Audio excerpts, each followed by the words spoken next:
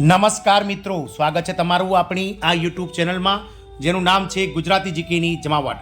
તો ગતરોજ મિત્રો સુપ્રીમ કોર્ટમાંથી લાખો કોન્ટ્રાક્ટ આધારિત કામ કરતા કર્મચારીઓ, કરાર આધારિત કર્મચારીઓ માટે ખૂબ જ મહત્વનો ચુકાદો જે છે તે સુપ્રીમ કોર્ટમાં ગતરોજ આપવામાં આવ્યો છે। જેમાં મિત્રો રાજ્ય સરકાર કે કેન્દ્ર સરકારના અલગ અલગ વિભાગોમાં વર્ષોથી જે લોકો હંગામી અથવા તો કોન્ટ્રાક્ટ લેવલમાં સેવા આપતા હોય તેવા હંગામી કર્મચારીઓને કાયમી કર્મચારીઓ જેવા જ અધિકાર મળવા જોઈએ તેવું સુપ્રીમ કોર્ટે સરકારને સૂચન કર્યું છે।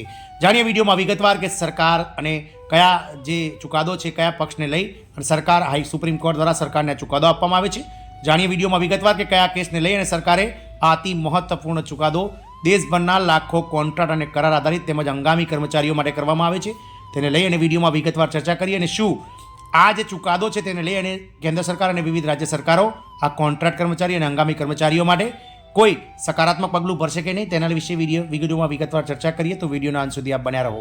જો ચેનલમાં નવા હોય તો અમારી ચેનલને તમે લાઇક શેર સબસ્ક્રાઇબ કરી બાજુમાં રહેલું બેલ આઇકોન દબાવી દો જેથી કરીને ચેનલ પર મૂકવામાં આવતા આવા કર્મચારીઓને લગતા ન્યૂઝ, પેન્શનર્સોને લગતા ન્યૂઝ અને સાથે જ મિત્રો યોજનાઓને લગતા પરિપત્રો તમને અમારી ચેનલ પરથી ઉપલબ્ધ થઈ જાય।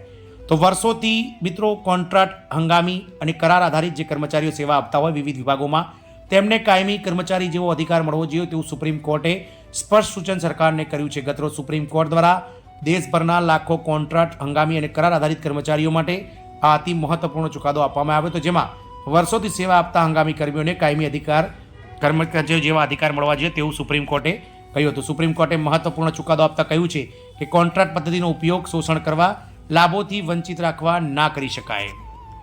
વર્ષોથી સેવા આપતા કર્મચારીઓને કાયમી જેવો અધિકાર મળવો જોઈએ। આખરે શું હતો આ કેસ? તો ઉત્તર પ્રદેશના ગાઝિયાબાદ નગરપાલિકામાં સેવા આપનાર શ્રમિકો ન્યાય માટે 25 વર્ષ સુધી કોર્ટ કચેરીઓમાં કેસ લડ્યા હતા। લેબર કોર્ટથી લઈને હાઈકોર્ટને અંતે સુપ્રીમ કોર્ટમાં તેમને ન્યાય મળ્યો છે। આ શ્રમિકો નગર પંચાયતની હદમાં આવતા બગીચાઓની દેખરેખથી લઈને અન્ય કાર્ય વર્ષ 1999થી કરતા હતા। વર્ષ 2004માં કામદારોએ કાઉન્સિલેશન્સ અધિકારી સમક્ષ ઇન્ડસ્ટ્રીયલ ડિસ્પ્યુટ દાખલ કર્યો હતો અને કાયમી કરીને કાયદેસર મળતા લાભોની પણ માંગ કરી હતી। અમારા અગાઉના ચુકાદાઓનો દુરુપયોગ ન કરો એવું સુપ્રીમ કોર્ટે સ્પષ્ટ સૂચન સરકારને કર્યું છે। સુપ્રીમ કોર્ટે કર્મચારીઓ, મજૂરો મુદ્દે મહત્વપૂર્ણ ચુકાદો આપ્યો છે અને કોન્ટ્રાક્ટ પ્રથાના દુરુપયોગની પણ ટીકા કરી છે।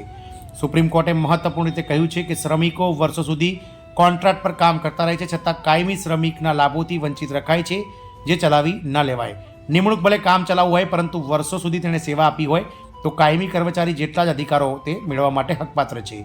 અમારા અગાઉના ચુકાદાનો ઉપયોગ શ્રમિકોને તેના અધિકારોથી વંચિત રાખવા માટે ના કરી શકાય। સમાન કામ માટે સમાન વેતન જરૂરી।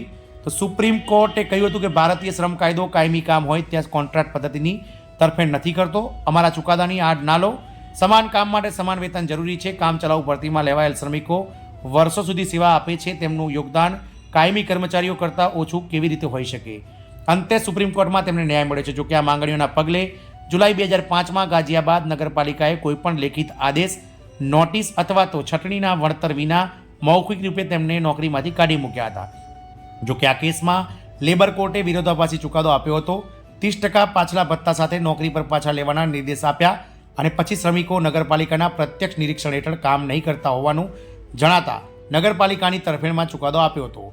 અલ્હાબાદ હાઈકોર્ટમાં આ કેસમાં અપીલ કરતા હાઈકોર્ટે શ્રમિકોને દૈનિક ભથ્થા પર પુનઃ નોકરી પર રાખવા અને કાયમી કર્મચારીની સમકક્ષ પગાર ચૂકવવાનો તેમજ નગરપાલિકાને કાયમી નિમણૂક પર ભાવિ વિચારણાની મંજૂર આપતો ચુકાદો આપ્યો હતો। જોકે સુપ્રીમ કોર્ટે કહ્યું હતું કે કોઈ કર્મચારી લાંબા સમય સુધી સ્થાયી કર્મચારી જેવું કામ કરતો હોય તો તે પણ સ્થાયી કર્મચારી જેટલું જ વળતર મેળવવાનો અધિકાર ધરાવે છે। નોકરશાહીની મર્યાદાઓમાં કારણે કામદારોને તેમના અધિકારોથી વંચિત રાખી શકાય નહીં। સુપ્રીમ કોર્ટે આ મામલાને દેશમાં પ્રચલિત કોન્ટ્રાક્ટ પદ્ધતિ સામે પણ જોડ્યો હતો અને વિસ્તારથી ચુકાદો આપીને દેશના શ્રમિકોની સ્થિતિ અંગે ભારે ચિંતા વ્યક્ત કરી હતી। દેશમાં કોન્ટ્રાક્ટ રાજ સામે સુપ્રીમ કોર્ટનું મહત્વપૂર્ણ અવલોકન જરૂરી છે તમારે જાણવું। તો સમાન કામ માટે સમાન વેતનના સિદ્ધાંત સામે આંખ આડા કાન સરકારે ના કરવા જોઈએ। શોષણ કરવા ઉમાદેવી કેસ સુપ્રીમ કોર્ટનો ચુકાદાનો ઉપયોગ ઢાલ તરીકે ના કરો। શ્રમિકો લાભ વગર વર્ષો સુધી કામ કરતા રહ્યા છતાં તેમના કામની નોંધ ના લેવાઈ। શ્રમિકો વર્ષો સુધી સેવા આપતા હોય તેવી સ્થિતિમાં યોગ્ય કોન્ટ્રાક્ટ કરારોના દસ્તાવેજ ના હોય તો પણ તેમને મળનારા લાભથી વંચિત ન રાખી શકાય। જગ્ગો ભારત સરકાર કેસમાં સુપ્રીમ કોર્ટે સ્પષ્ટ કહ્યું છે કે કામ ચલાઉ કોન્ટ્રાક્ટનો ઇરાદાપૂર્વક શ્રમિકોને નોકરી અને લાભોથી વંચિત રાખવા થઈ રહ્યો છે। ખાનગી ક્ષેત્રમાં ગીગ ઇકોનોમીનું પ્રમાણ વધી રહ્યું છે જેમાં પણ નોકરીની સુરક્ષા અને યોગ્ય લાભોનો અભાવ જોવા મળી રહ્યો છે। કાયમી કામ માટે શ્રમિકોની હંગામી ધોરણે કોન્ટ્રાક્ટ પર કેવી રીતે લઈ શકો? અગાઉ નોટિસ આપ્યા વગર જ કામચલાઉ કર્મચારીઓને કાઢી મુકાયા.